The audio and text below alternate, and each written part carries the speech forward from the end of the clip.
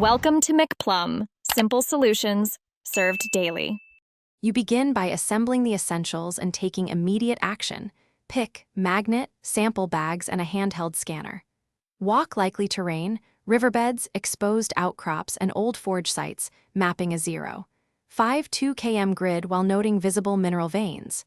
Take small samples and label them with coordinates and conditions so you can track patterns. Once done, run the scanner over each sample to flag magnetic or alloy signatures that match Kun steel's expected profile. This narrows where to dig deeper.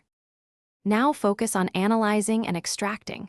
Perform quick field tests such as spark observation, magnetism response, and hardness to compare against known Kun steel traits.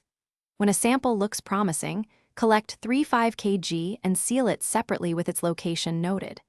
Targeted excavation follows.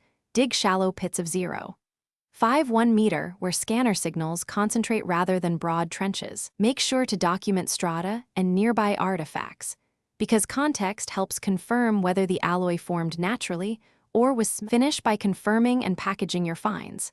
Send the best samples to a lab for spectroscopy or XRD to verify Kun steel's alloy signature. This is the definitive step.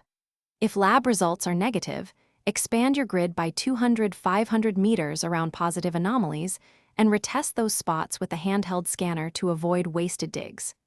Make sure to photograph, label, and preserve chain of custody for any sale or research use. If samples degrade, store them dry and cool to prevent corrosion and false negatives. Thanks for watching. Stay juicy and subscribe.